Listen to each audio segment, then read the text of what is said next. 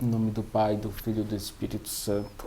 Amém. O Senhor esteja convosco. Ele está no meio de nós. Proclamação do Evangelho de Nosso Senhor Jesus Cristo, segundo São João. Glória a vós, Senhor. Naquele tempo Jesus foi para o outro lado do mar da Galileia, também chamado de Tiberíades. Uma grande multidão seguia, porque via os sinais que ele operava a favor dos doentes. Jesus subiu ao monte e sentou-se aí com os seus discípulos. Estava próxima a Páscoa, a festa dos judeus.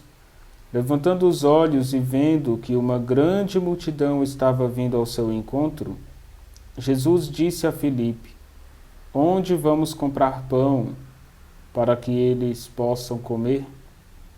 Disse isso para pô-lo à prova, pois ele mesmo sabia muito bem o que ia fazer. Filipe respondeu: Nem 200 moedas de prata bastariam para dar um pedaço de pão a cada um? Um dos discípulos, André, o irmão de Simão, Pedro, disse: Está aqui um menino com 5 pães de cevada e 2 peixes. Mas o que é isso para tanta gente? Jesus disse: Fazei sentar as pessoas. Havia muita relva naquele lugar, e lá se sentaram aproximadamente 5.000 homens. Jesus tomou os pães, deu graças e distribuiu-os aos que estavam sentados, tanto quanto queriam, e fez o mesmo com os peixes. Quando todos ficaram satisfeitos, Jesus disse aos discípulos: Recolhei os pedaços que sobraram, para que nada se perca. Recolheram os pedaços e encheram 12 cestos com as sobras dos 5 pães, deixadas pelos que haviam comido. Vendo o sinal que Jesus tinha realizado, aqueles homens exclamavam: Este é verdadeiramente o profeta, aquele que deve vir ao mundo. Mas, quando notou que estavam querendo levá-lo para proclamá-lo rei, Jesus retirou-se de novo sozinho para o monte. Palavra da salvação. Glória a vós, Senhor. Bom dia, queridos irmãos e irmãs. Hoje nós celebramos Santa Catarina de Sena. Nós vamos conhecer um pouco da sua história.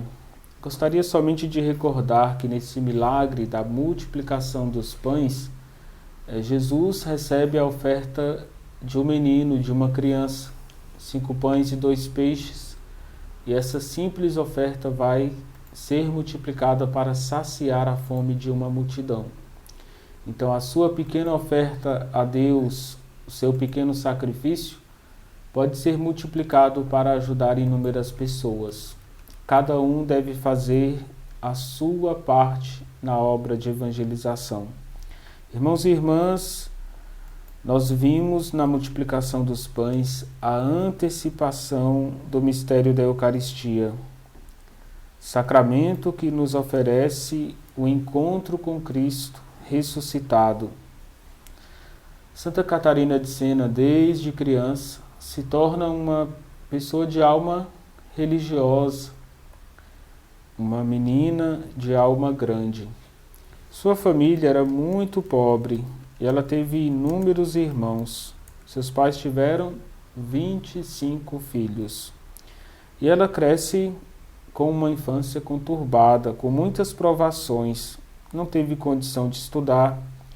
Sua saúde era muito fraca, mas aos 7 anos ela já queria se consagrar a Deus. Ela não estudou, mas Jesus foi o seu mestre de vida. E ela vai ser uma pessoa diferenciada no seu tempo, na sua época. Nós vamos ver como a sabedoria de Deus inundou a alma de Santa Catarina. Já na infância, ela tinha momentos de oração onde ela contemplava a vida na graça. Ela já tinha algumas visões espirituais. Fazia muitas penitências, embora sua família não aprovava as penitências que ela fazia, mas ela seguia o chamado de Deus no seu coração. Pouco a pouco ela vai se tornando uma grande religiosa. Com 15 anos ela entra na Ordem Terceira de São Domingos, ou Ordem Dominicana, e vai intensificando os momentos de oração contemplativa, de êxtase, sem deixar de viver a simplicidade da fé, a caridade, mas Deus vai conduzindo ela nesse caminho de contemplação e vai dando a ela dons e graças especiais, que somente os santos, por serem tão amigos de Cristo, tão próximos de Cristo, podem experimentar.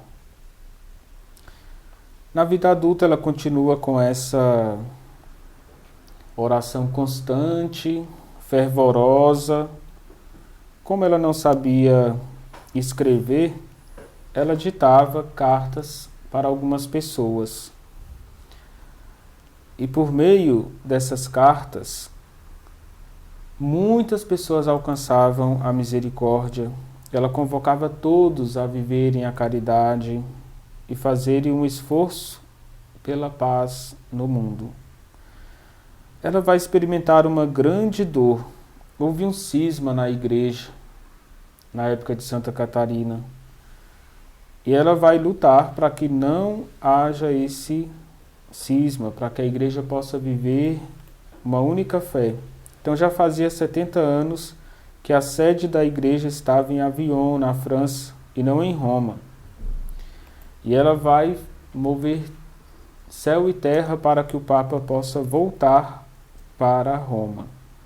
E ela começa a ditar muitas cartas, a viajar pela Europa, pela Itália, falando que a igreja deve ter um único Papa.